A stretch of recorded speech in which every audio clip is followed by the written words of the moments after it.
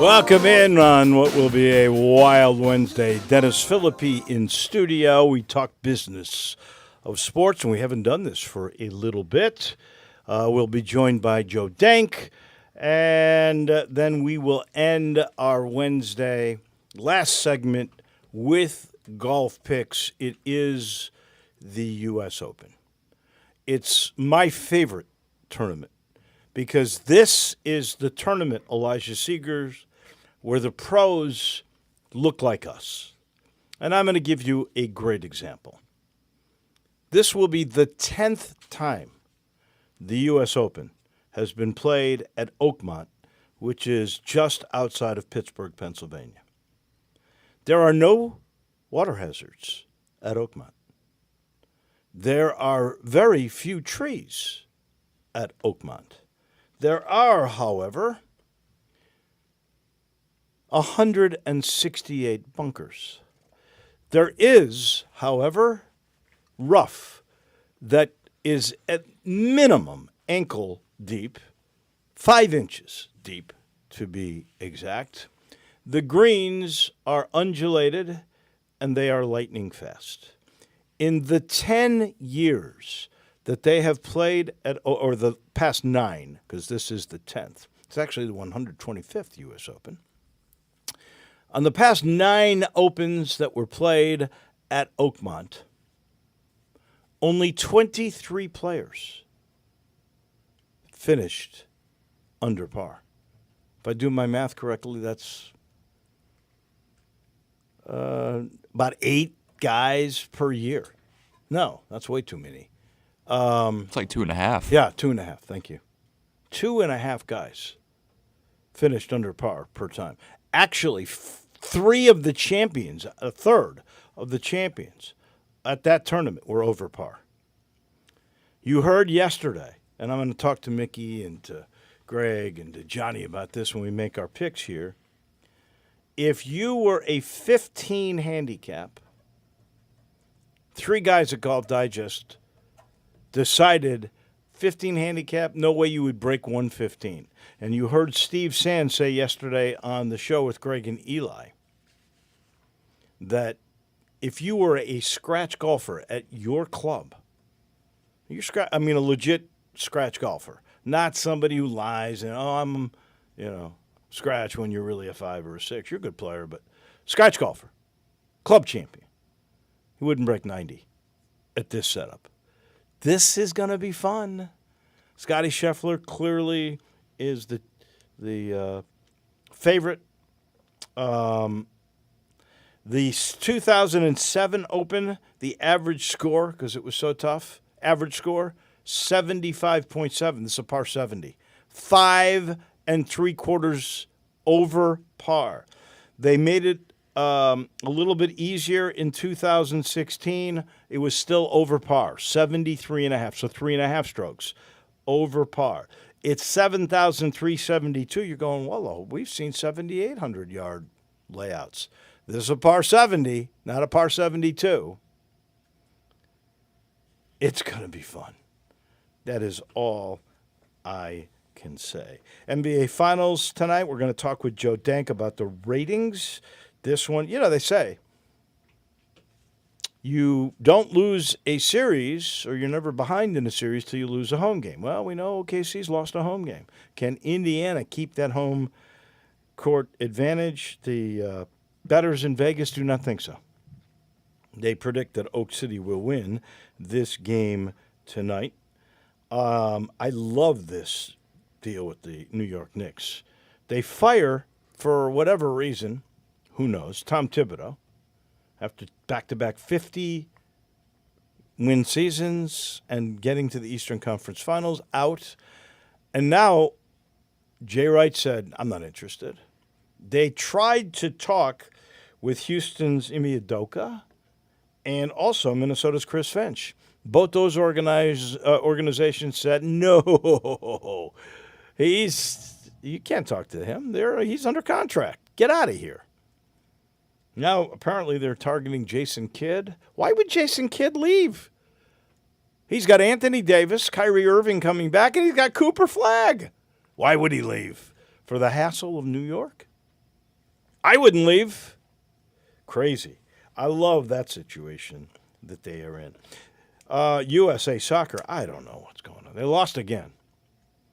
I don't know how many people care, but I care because the World Cup is next year. This is sort of a tune-up. They're playing all these European teams in the Gold Cup for the first time since 2007. They've lost 4 in a row. Now, like 7 or 8 of their best players are not playing, which I don't understand that either. I know they've a tough life. They had to play once a week in Europe for the last 4 or 5 months. It's tough, very tough. So they're too tired to wear the United States jersey. Anyway, if you're wondering about why they have lost all these Gold Cup, it's because the best players aren't playing. But hopefully that gets righted. Speaking of games, this is the last thing I got to bring Dennis in. There's this thing that's scheduled for Las Vegas next year. You heard about this, Elijah Siggers? It's called the Enhanced Games. Never heard of this before. You've never heard of this? This is crazy. The whole purpose of this competition, it's a track meet. And the whole purpose is to break world records. If you break a world record, you get a $1 million bonus. So all the great guys are going to come. And here's the biggest caveat. It's called the Enhanced Games because under medical supervision, you're going to be allowed to take performance-enhancing drugs. No way. WADA, which is the World Anti-Doping Agency, is going to court to try to block these games. And I don't get the whole thing in Vegas. The guy's going, well, it'll be under medical supervision. We want to break world records. We're going to let them dope. Crazy. You never know what is going to happen in the world of sports. Oh, I do know this is a fact. Father's Day is on Sunday, and I know for a fact that if my kids are listening, Dinstall's is the way to go. They got so many treats to celebrate Dad. That's the truth. The trio of brittles, cashew crunch, pecan brittle, peanut brittle. They got a very special father price for you. It's a Father's Day special. That's the trio of brittles. There's still turtlettes, chocolate-covered nuts. And there's the berries, the famous chocolate-covered strawberries, fresh raspberries, grapes, and pineapple. You can stop by any of the 5 stores and make Dad feel special. I know it would make me smile a lot. You've got them in the burbs. That's Germantown and Collierville. You got it downtown. You got it at Pleasant View. That's where they make it all. And you've got it in Laurelwood. Make it a sweet Father's Day. You got to go to Dinstall's. Speaking of sweet, every Wednesday at this time, it gets sweet. It's time for Dennis on Dave. Dennis on Dave. Dennis on Dave. Welcome to Dennis on Dave. I know, Dennis, you had to love the Enhanced Games. That's right up your alley. I had it in my notes like 2 weeks ago, and I didn't get to it. There was a bunch of stuff, and it was sitting there in the notes. So here's the great thing about the Enhanced Games. It's insane.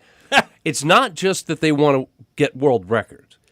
The guys that founded this believe that performance-enhancing drugs are not just the future of sports.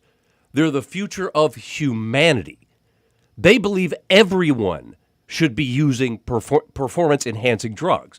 That's their principle on this. Their whole thing is everybody, your accountant should be doing it. The guy who sells you your car should be doing it. Everybody should be using every drug possible to enhance their physique, to enhance their mental acuity, to enhance their lives. They really genuinely believe this. That's the whole principle behind this thing. And there's a lot Life by chemistry? Yeah, exactly.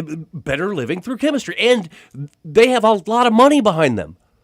Big pharma. That's a lot of money. The guys who created these drugs, the companies that created these drugs, want the same thing. They want everybody to use them. Everybody's going to be a big Joe Piscopo juice head walking around. That's the future. Joe Piscopo. Oh, you remember Piscopo when he got all jacked up? I do. Had that big giant forehead. Oh, yeah. The big steroid nose. I remember Barry Bonds better, really. Oh, Barry Bonds turned into a freak, too. And that's what they're looking for. Same thing with Sammy Sosa. Sammy Sosa was a skinny little guy. Oh, yeah. when he started juicing, his hat size went up like 3 sizes. It was crazy. Yes, his hat grew 3 sizes that day. And his mind became smaller because he couldn't remember English when he went before Congress. Amazing. He just completely forgot an entire language. Yeah. But that's the point of the enhanced games. By the way, the Dallas Mavericks have already told the Knicks that they are not going to be able to talk to Kidd. I don't know what the Knicks were doing with Thibodeau. They fire a coach without any plan. You at least have an idea of who you want the next coach to be. Perfect for James Dolan, right? Isn't that exactly what a guy who inherited all of his money is going to do? Because people who never had to work for it are morons. Tonight, of course, is Game 3. You realize the Pacers have led for 2 minutes in the first 2 games. Right. A total of 2 minutes. The Thunder won the first 47 minutes of Game 1. Oh, I know. So Halliburton, how many rescues has he had this postseason? 5. 5. In one single postseason. Right. Well, he was terrible. Impressive. He was terrible in the first half of Game 2. He barely contributed. And if you notice, when he got up after his press conference after Game 2, he was hobbled. I mean, he's hurt. And if Halliburton's hurt, this is over because the Pacers, unlike the Thunder, are not a deep team. The Thunder are crazy deep. They have so many good players. They really do. Who would have ever believed an NBA trophy was going to land in Oklahoma City? I've done shows in both Indianapolis and Oklahoma City.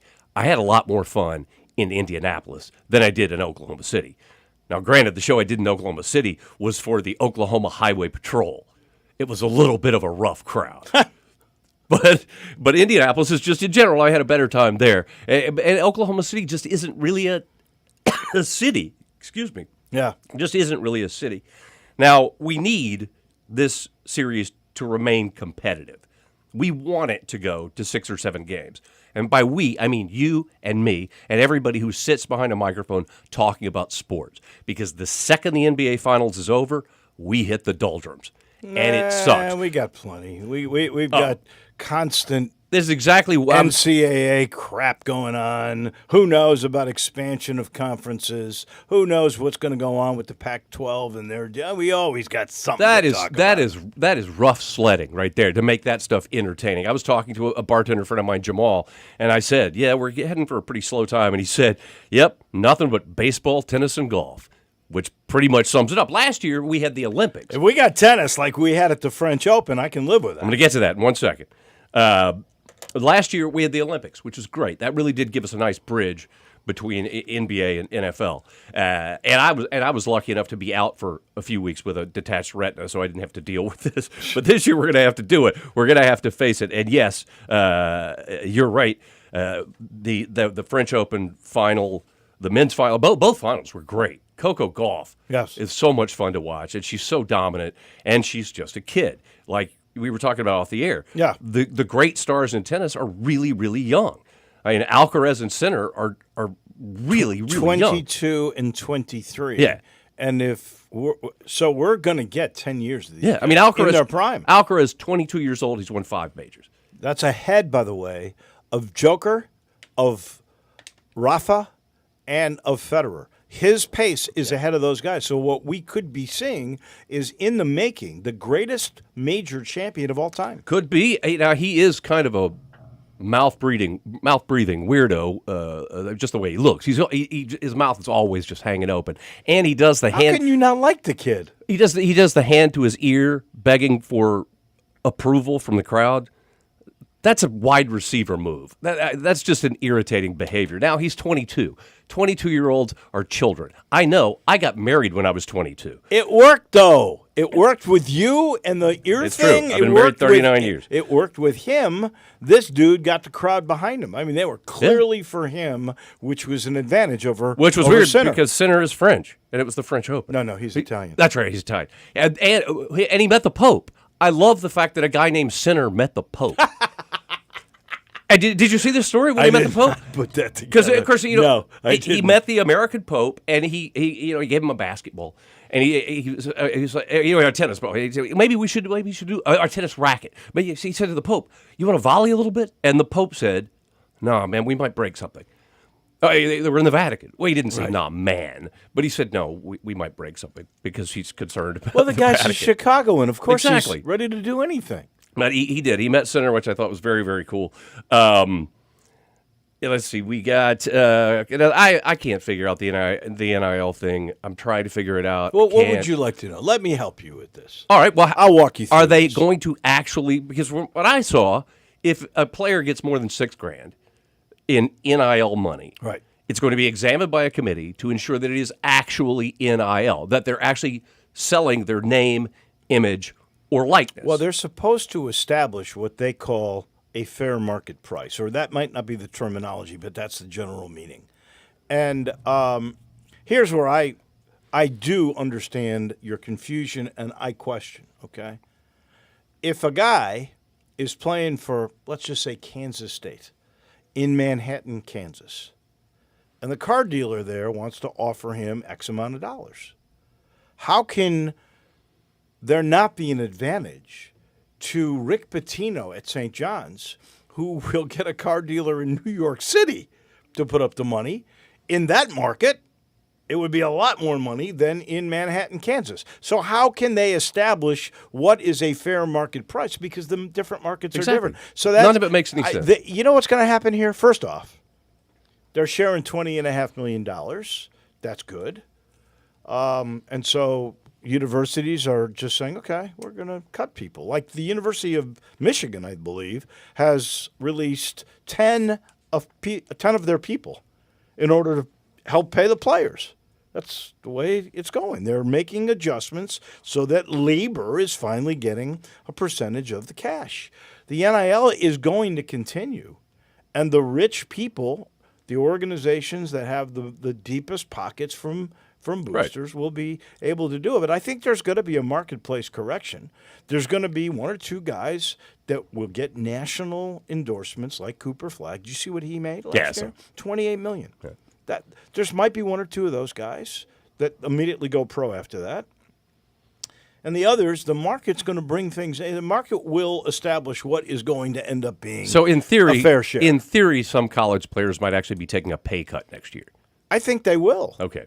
Mary Lou Retton has finally spoken about her DUI last month. Oh, I didn't see that. What did she say? What could she say? She said the same thing everybody says. You know, she had a screw-top bottle of wine in her passenger seat.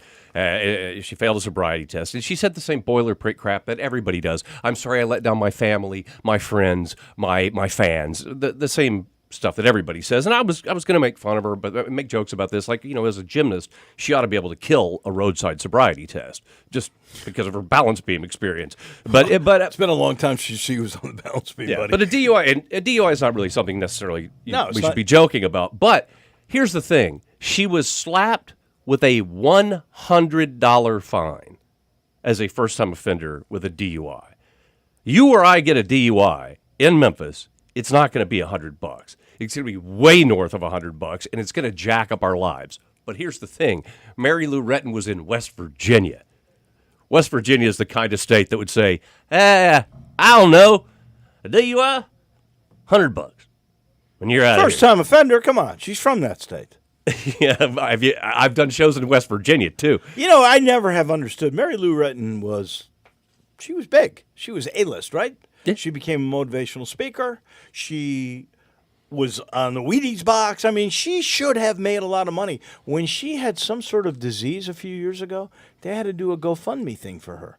I kind of feel bad for her, really. Well, she chose to live in West Virginia. We didn't Well, make that's her where live she in West was Virginia. born, buddy. Falcons running back Bijan Robinson says he'd love to play flag football in the Olympics, but flag football is a different game than the NFL, which is true. Flag football is a lot easier than playing in the NFL. That's why the flag football players, and there are people whose entire life is playing flag football, and they're very threatened by the idea of NFL players playing flag football. They should and be. rightly so, Yes. because NFL players are athletes. Okay, I'm confused. So you straighten me out. Why is the Olympics going to have flag football? Like, what other country plays football? It's Because stupid. We're going to win that. That's how big football is that if they could figure out a way to wedge it into the Olympics, and this is the only way they can wedge it into the Olympics, because obviously, again, as you just said, nobody else in the world plays American football, and it would be so insanely expensive because of the amount of equipment and the amount of players and all that. But flag football is a stripped-down version of football, but it's close enough because they're carrying a football, and that's all Americans care about. Is there a football? We'll watch it. Just look at the UFL. Thank God the UFL playoffs are here to get us through to the fall. Oh, yeah. I wonder what those ratings are. Joe, if you're listening, and I know you are, check them out quick. Well, the ratings are all that matter because obviously they don't care about putting asses in the seats. Right. Another weird NFL story. On Monday, it was announced that the new ownership deal for the Indianapolis Colts, Jim Irsay, gave the late Jim Irsay, willed the team to his 3 daughters. Right. But by rule in the NFL, there's only one owner of an NFL team. Not a group. There's only one. So the daughter, Carly Irsay Gordon, Yes. is the unilateral decision maker for the team. Do you know that she's actually been a participant for 20 years? Wh- She's on sidelines with headsets. Oh, she's really worked at it. I give her all the credit in the world, and I How think can you she give should her all get the a credit in chance. the world? The Colts suck. They have sucked since the day Andrew Luck decided he wanted to remember the alphabet when he's 40. Blame her dad, not her. Well, you just said she's super active in the organization, and the organization has been But terrible. she never since- had the final word. Let's see what happens. Poor Anthony Richardson is having to have his shoulder looked at by the same surgeon who repaired it 2 years ago. I would go to a different doctor. I would too. In that situation. But they have been greatly disrespectful to Anthony Richardson. They keep saying it's an open competition. Every season, it's an open competition. He's been disrespected. They have no idea how to get a quarterback. They had one good quarterback, and he walked away because he didn't want to have his eggs scrambled. Aaron Judge, the star athlete named Aaron that isn't hugely annoying, is still hitting just shy of 400. The only Yankees that have hit better than him through 65 games are Babe Ruth and Lou Gehrig. Did you see that he hit his 24th home run last night? Yeah, I did. And that it was almost 500 feet. It was a his moonshot. biggest one of the year. He's having a phenomenal I year. know it. The rookie for the Red Sox, Roman Anthony, that everybody's so excited about. Yeah. His father and his brother are both named Anthony. Tony. Tony Anthony, both Love of them. Ohtani threw 3 simulated innings, looked really good. I really believe there was no chance the Dodgers were ever going to let Ohtani pitch. His bat's too valuable. You're much more likely to injure yourself pitching than you are to being a position player. But you can still go back to hitting. Doesn't matter. My point is, I can't believe they're going to risk that arm. I think they will. They appear to.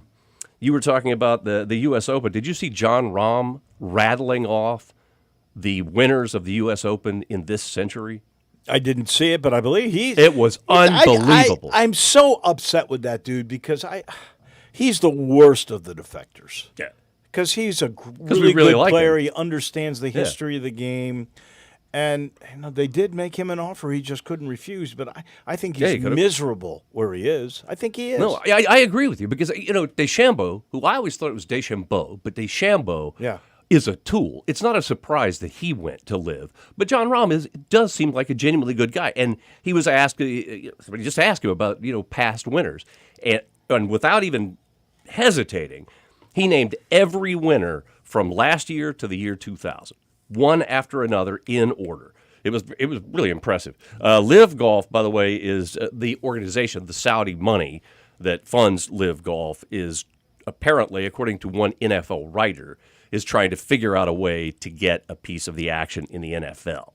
Now, we can't have foreign owners in the NFL, but they're trying to figure out a way that they can invest in the NFL. One rumor is that they're going to give $2 billion to the NFL itself to get a minority stake in every NFL team. They wouldn't be the owner. They would be a minority owner. We both, everybody who's ever heard me talk about Live Golf knows how I feel about Saudi money. And I don't want them coming anywhere near the NFL. Here's what I think. The PIF and Live Golf should all be death. That's what I think. And finally, there's a new thing in the world of running called jeffing. You heard about this? Jeffing? Jeffing. It No. was invented by Jeff somebody. I failed to write down his last name. But he said, it's a new thing they're going to do with marathons. His theory is that you run for a while, and then you walk for a while. And then you run for a while, and then you walk for a while. And that way, you don't get too tired, and you can go longer. Jeff is apparently unfamiliar with the basic principle of exercise. You are supposed to get tired and keep going. There you go. That's how exercise works, Jeff. I'm shocked at one thing. No mention of Aaron Rodgers today. And now we know he's married. I vowed to myself that I wasn't going to talk about that bum. That's why I had Aaron Judge, the star athlete named Aaron that isn't hugely annoying. That was going to be my only reference to Aaron Judge. I mean, to you know who I mean. I don't know what to the Aaron Steelers- Rodgers. I don't know what the Steelers are thinking. I really No. They need a quarterback. They're taking a chance. It's going to be a disaster. At least they're not paying him a lot of money. As always, $13.5 million. I mean, my goodness. The 11th He's- highest paid isn't- quarterback in the NFL. Isn't that great that we now think 13.65 or whatever it is? Chump change. Meanwhile, Chump change. screw Anthony Richardson. Yeah, there you go. We will see you next Wednesday. Dennis on Dave, brought to you by Southern Security. Are you getting the lowest possible rate on your mortgage at Southern Security? They do have the best rates. They have flexible terms, no PMI, the most unbeatable service, always the newest technology, and you can refinance your current mortgage with the Mid-South's best lender with just one easy phone call or a trip online at southernsecurity.org. If you want to talk to a person, the number's 901-452-7900. Southern Security is an equal housing lender. They're proud supporters of the Tigers and 901 Women. Southern Security, that's your home team credit union, best in the biz the last 6 years around here and federally insured by NCUA. Joe Dank on the Business of Sports is right around the corner right here on Wolo and Friends. We are real sports talk. Sports 56 WHBQ. Available on your radio dial at 560 AM and 98.5 FM, as well as around the world online at sports56whbq.com. Take us with you everywhere by downloading the Sports 56 app. And at home, just say, Alexa, play Sports 56. Sports 56.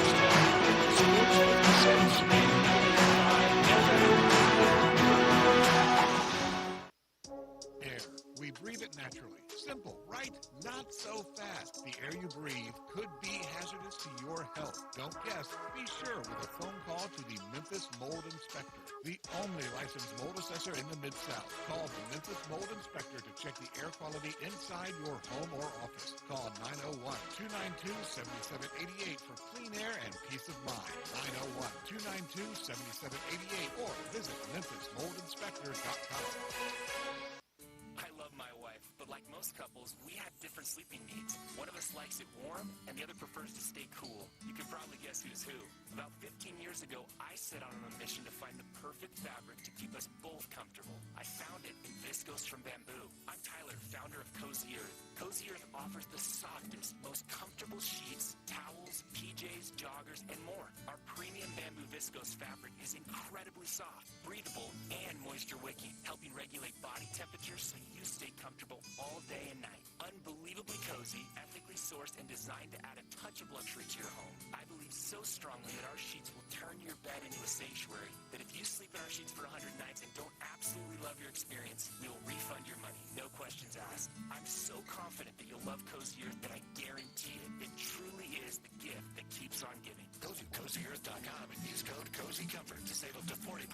That's CozyEarth.com. Code CozyComfort.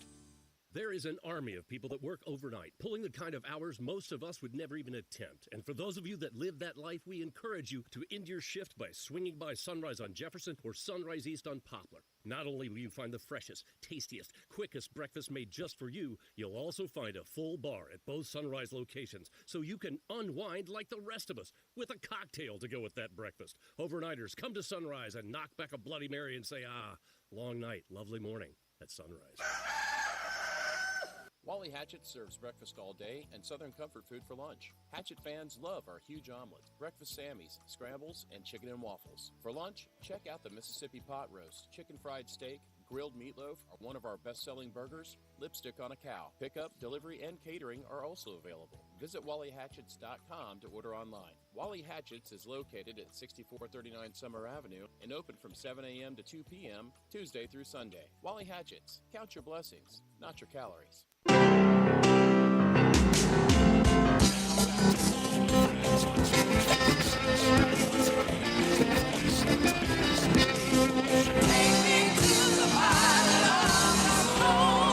Ah, yes, a staple of this show is our friend on the business of sports, former GM of 24 and Channel 30, and also a guy who's been a director and a producer of television sports for years and years and years. He is Joe Dank, who is a bit under the weather, but is still strong enough and dedicated and passionate to join us from his sick bed to talk business. So let's talk NBA ratings to start. Good morning, Joe. I hope you're feeling better.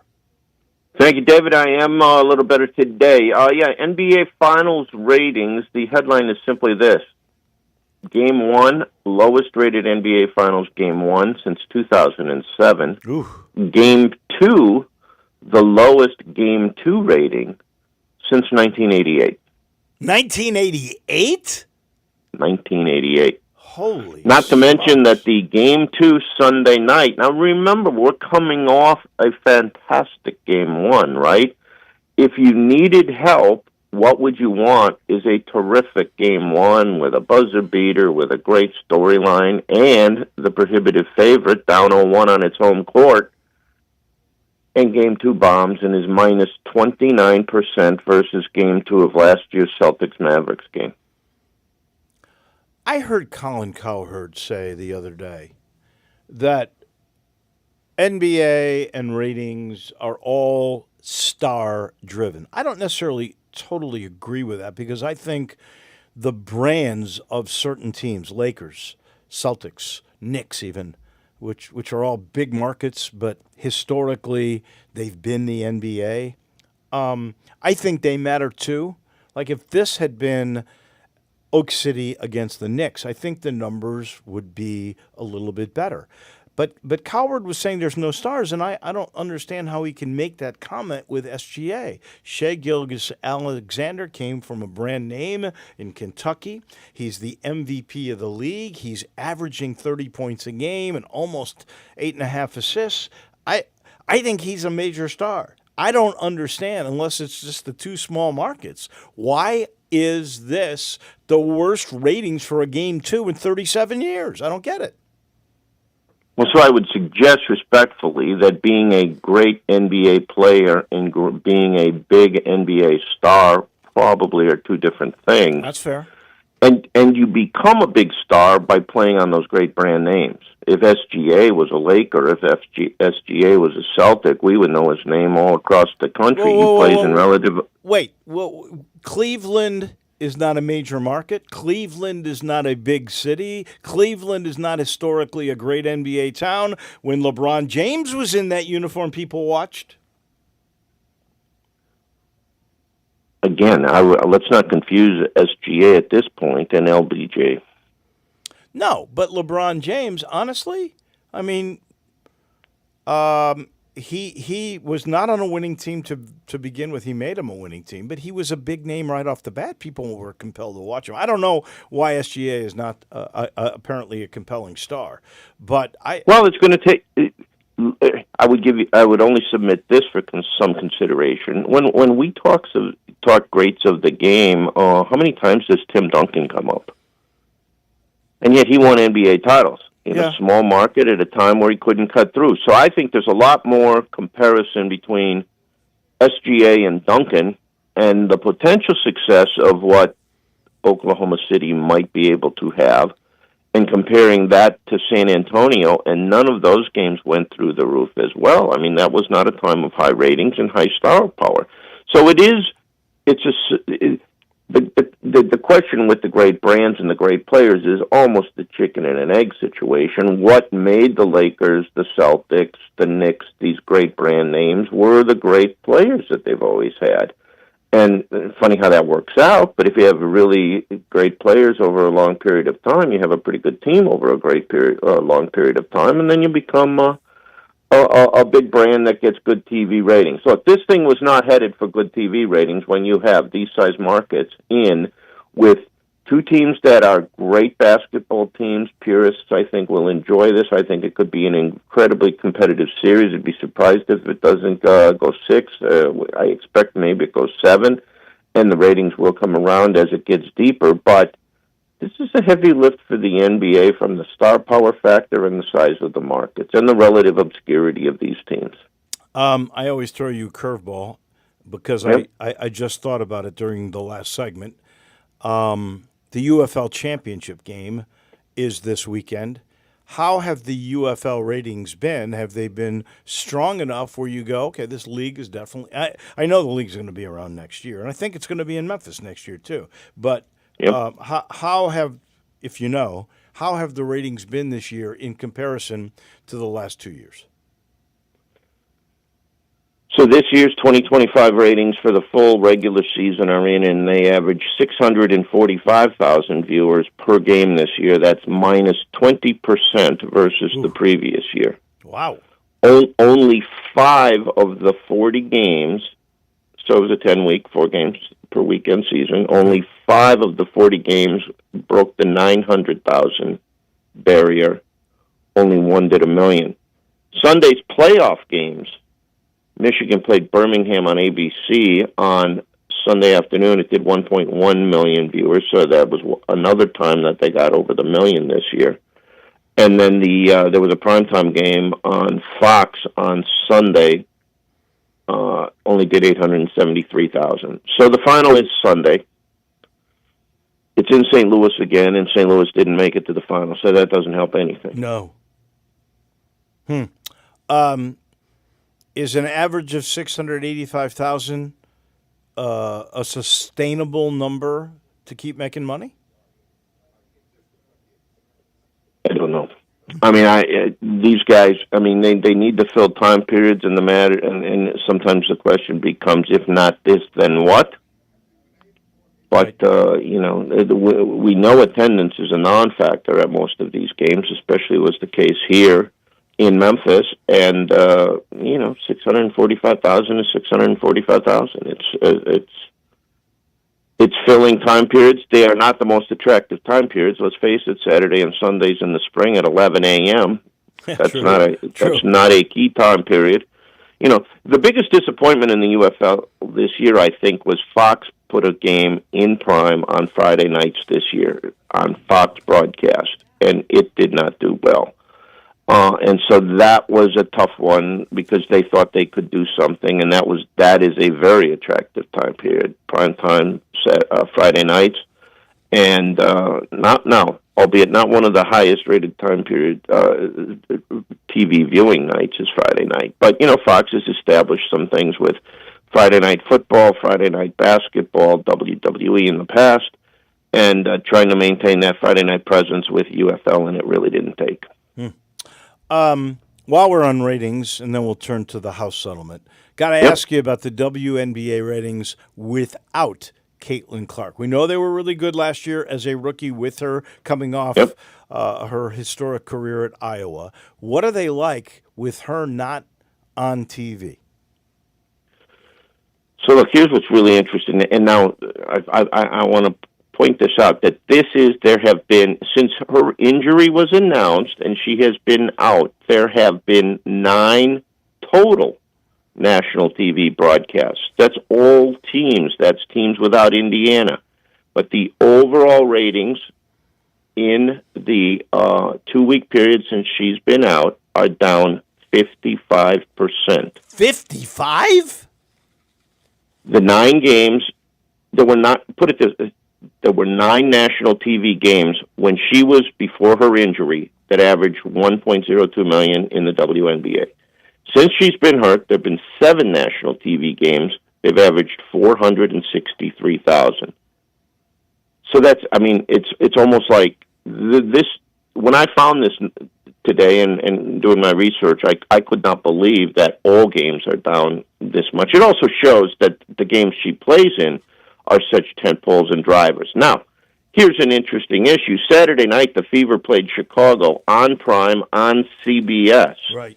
Prime time. The game did $1.9 million. Now, compare that to the opening weekend of the season when the Fever and Chicago played on ABC. They did $2.7 million in the afternoon that day. So that's a 30% drop-off. The difference in those two telecasts being Caitlin played in the first, did not play this week. I hope that league recognizes her importance, because it doesn't seem as if they have. It's been amazing the degree to which they have allowed things to be distractions around what is probably the most interesting sports athlete-driven story in, I don't know, 2 or 3 decades. I agree. Who other than Tiger Woods has been as impactful a driver of interest in a sport than Caitlin Collins in women's basketball? Caitlin Clark in women's basketball. I agree. All right, last thing. Your thoughts on the House settlement, and we don't have a whole lot of time. We may get into it more next week, but it's done. The judge in California has completed the deal, and it's $2.8 billion. I heard the NCAA president say, it's hard, we had to change, but this is better than bankruptcy, and that's what would have happened if they hadn't made the settlement. Your thoughts? My thoughts are twofold. Number one, ready or not, here it comes. And number two, I don't think anybody has talked about this, but I would just be, if I were anybody associated with the power conferences and with the Division I in general and the NCAA in particular, I would just be very worried about where the next court challenge comes upon implementation of this. Well, we've already gotten one. Did you see what Ziegler, the guard from Tennessee, is trying to do? He's played in all 4 years as a collegiate player. Right. His contention with his lawyers is that you get 5 years. You can play. You really, in principle, you get 5 years to play for. He thinks you should get all 5 years. And that's what his lawyer is pushing for, and they are suing the NCAA on this. Well, as I say, I mean, look, the only reason the NCAA did this is because it was easier to settle than it was to continue to litigate, just from a dollars and cents standpoint. Yeah. And so that's where this gets difficult. This is not a solution to anything. This will only allow the haves to have more and the have-nots to have less. It's going to continue to impact the competitive balance. We saw that in the NCAA tournament. We saw that in the CFP. We saw that the team that had the highest pay-or-play role won the NCAA or the college football playoff. So that's the reality of where we end up and what it really does. And I think that the impact to the teams like in the American and the Group of Five are in a really, really tough spot. And that's something maybe we explore going forward. Okay, we will next week. Get better, my friend. We'll chat in a week. Thank you, David. That is Joe Dank on the Business of Sports. We're sitting in the Family Leisure Studio, and I remind you, it's still pool time where you can get 24-foot pools starting at under $2,000. The liners at under $300, and all pool accessories are 20% off. Patio furniture, 50% off. While it's pool time at I-40 and Whidden Road, tell them we sent you. The installation on your pool is free. Tell them we sent you to Family Leisure. We take the break. It's U.S. Open week, and we make picks with Johnny Lyon, Greg Hines, and Mickey Barker. They come your way in just a minute. Add a little fun to your lunch break. Join Johnny Radio for Sports 56 Happy Hour from 11 to 1 every weekday on Sports 56 and 98.5 FM. Moving is stressful, but Black Tie Moving can take the worry out of the process. Whether you're moving across town or across country, moving your home or your office, your personal moving concierge from Black Tie Moving will work with you to design a home that benefits your budget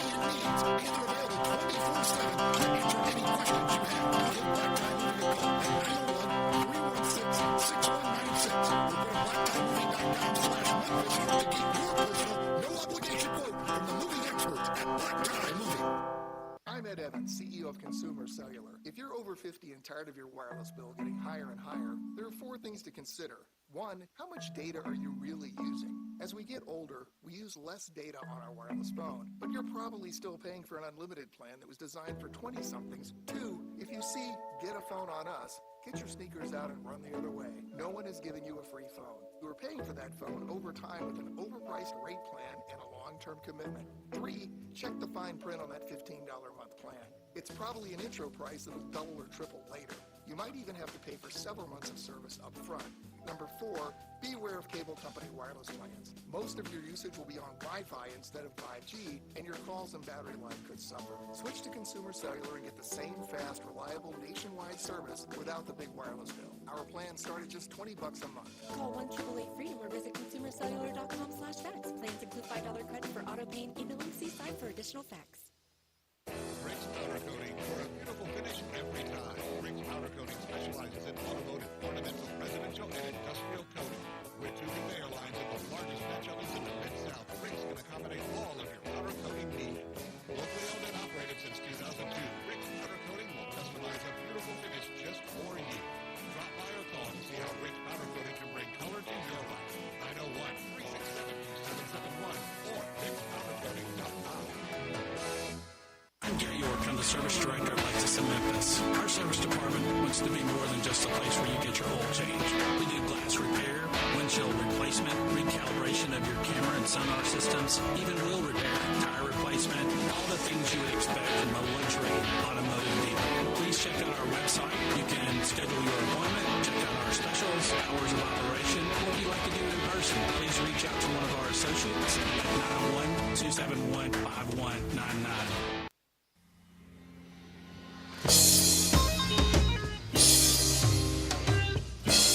Now back to Wolo and Friends on Sports 56. Here's the voice of the Tigers, Dave Wolo. I cannot wait for the bleeding to begin. That's what Oakmont's going to do to these guys. I told you. This will be the 10th U.S. Open there. In the past 9, only 23 players were under par. 3 of the champions, that's a third, were over par. This is going to be so much fun. Head of Memphis Public Golf, where I just learned, by the way, that the 2025 Memphis Amateur Championship is going to get world golf rating points. That's incredible. Mickey Barker's going to join us. Johnny Lyon, the media magnate and a guy who sells blazers all over the place, joins us. And Greg Hines, who is the general manager of Windeye Country Club, joins us. And he's going to go first. Greg's got $7.8 million. I've got just under $9 million. Johnny's got $11.5 million. Mickey Barker, 12.8 and change. So he will go last. I'm going to start with you, Mickey Barker. What is your favorite storyline of this U.S. Open at Oakmont just outside of Pittsburgh? Well, I hope it's going to be the golf course. I hope it lives up to its billing. I've played the golf course a few times. It is the hardest golf course I've ever played. I hope it remains that for all the guys the 156 that start. I hope it's very difficult. I hope it's fair, but I hope the golf course is the storyline. What did you shoot? Because I got to tell you, I heard Steve Sands say a scratch golfer at a country club here, a legit scratch golfer, would not break 90. What did you shoot?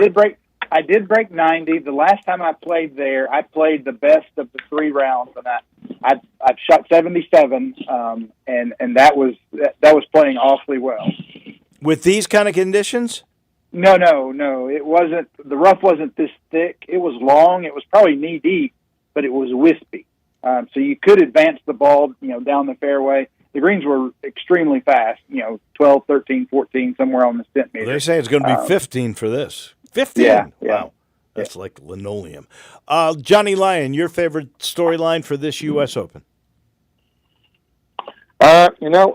It's got to be the rough. They keep talking about it, so much. And the difficulty of the course, I think everybody's looking forward to pros having a little pain to endure the pain that the amateurs always have to deal with. Well, 168 bunkers, 73, almost 7,400 yards at a par 70, a 5-inch ankle-deep rough that you were talking about. And those lightning quick greens. There's no water, hardly any trees on the course, and yet it is that difficult. Greg Hines, your favorite storyline for this 125th U.S. Open? Well, I think everybody loves to watch the U.S. Open because they love to see golfers struggle like we do, right? Yep. And that's the lure to it. That's the cool part of this major. Every major's got a little different feel. To me, it's, hey, I like seeing those guys make a double bogey. I like seeing those guys struggle to hit a shot here or there. It's almost ridiculous how hard they have to make it for them to do it anymore. But it's crazy. What a great golf course. What a great venue. And we're going to find a lot out about McIlroy this week, aren't we? Well, that's my next question. Everybody's consensus favorite is Scottie Scheffler, and who can blame anybody? He's been dominating and beating people by margins that only Tiger would have ever thought of. But after Augusta, everybody thought that was going to be Rory. Let me start with you, Mickey, then Johnny, then you again, Greg. What has happened to Rory McIlroy? I think he got out of sync with the driver, and his whole game is based on the driver. If he can drive it in play and hit short irons into the greens, then he can play. But if he starts missing the driver the way he has been the last 2 weeks that he's played, you see what happens. He was a non-factor in the Tourist, missed the cut by a mile with the Canadian. And if he drives it poorly, he said himself in interviews, if I drive it poorly this week, it's going to be ugly. So, it's all about the driving. Didn't even make the cut at the Canadian after he had stiffed Jack Nicklaus. Johnny, what do you think's going on in the head of McIlroy? Well, he is a bit of a head case. Everybody knows that. He's been in the news all the time. I definitely think he should have, played in the Memorial. That was a total stiff to Jack Nicklaus. And, but I think it's the driver. Like Mickey said, his whole game is driving it, bombing it 350 down the middle. And when he doesn't do that, he has troubles. Greg, do you think he rights the ship here? What's going on with him? Do you have a clue? Don't let him be there for my last pick. That's what I'm going to tell you on that, because I'm not going to say that he doesn't figure something out. But he made an interesting comment in his comments this week that he was so focused on getting that final major, and that he just really has to find his desire and put himself back in. That he's enjoying it. He's allowing it to just maybe consume him a little bit too much. And, I think a lot of people in their careers have kind of like, I created a milestone that I've been wanting to get to for so long. I've been so focused on, and now how do I reconfigure? I mean, how do I get that about? And I never thought I'd see that in him. I thought he was pretty driven as far as that goes, but, he's got to find that inner drive. I don't think it has anything to do with his golf game. I think it has anything to do with I've got to refocus my goals and figure out where do I want to go next. I kind of wonder, based on those things that he had said, if maybe he's been playing and was a protege at 16 and 17. I saw him at Augusta, when he first played, and he looked like he was, I think he was 17 or 18. Maybe now that he's reached that goal of the career Grand Slam, maybe golf doesn't mean that much to him anymore. He got embarrassed by the driver thing, which he shouldn't have been, because Scheffler had the same incident happen at the PGA, same thing.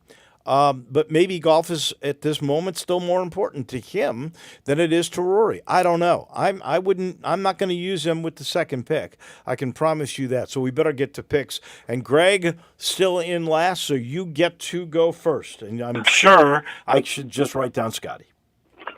Finally, get a money event that I can win some money in. And what do you want to bet he plays like a dog this week? But I cannot not take him, Scottie Scheffler. Yeah, and I'm going to do something because I want to win. I want to surpass Mickey Barker. I'm going to do something I just hate myself for. but I'm going to pick a liver. I'm going to pick DeChambeau. That brings us to Johnny. Okie dokie. All right. Yeah, it makes it harder when you don't get Scotty or Bryson. So I'm going to take Rory. What the heck? Ooh, Play well. wow. I'm thinking pass on him. Rory doesn't make the cut. How's that? All right, Mickey, Mr. Mastermind. What are you doing? Well, I don't know about that, but I'm going to take the strongest guy that I know that is a good player. So John Rahm, he can muscle it out of the rough, maybe. Right. So we go right back to Mr. Greg. Oh, boy. You guys left me my second choice, and he made me money last week. He looked awful good the final round. Sam Burns. Yeah. Ryan Fox got him, though. Huh. I think a guy that is due, that has had a good year but hasn't been able to really break through, he's always in the competition. I'm going to go with Shane Lowry. Johnny? Okay, all right. Let's see. Getting more difficult. We'll try Keegan Bradley. Wow. Pretty steady player. Yeah, a lot of people are high on him. I just don't get that sense in a major. We'll see. He's our U.S. Ryder Cup team captain. Mickey, who do you like? Well, he's already won on a U.S. Open course this year. He's played well in the majors. Harris English. I like that guy. He is a former FESJC winner, so I pull for him. And he was a really nice guy when he was the champion here. So I hope he does well. All right, Greg, and he plays at Overton Park when he comes in town. Does he really? He has, yeah. He has a friend that lives over there. Wow. By the way, I'm playing with my son in your OPO Parent-Child Challenge on Saturday. Please keep the rain. Please I hope your son plays well. Oh, whoa. You haven't seen me since I took my last lesson with Ted Butler. I got to tell you. All right. Greg Hines. Last pick. This guy has the best short game total after Scotty Scheffler. He has been solid all year. You got to take Seth Straka. Okay.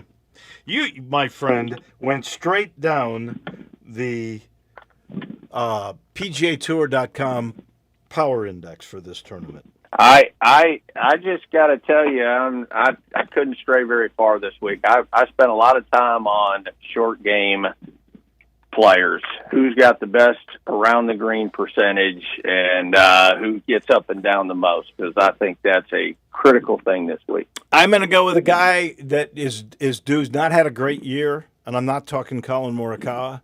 I'm talking Xander Schauffele. I think it's his turn.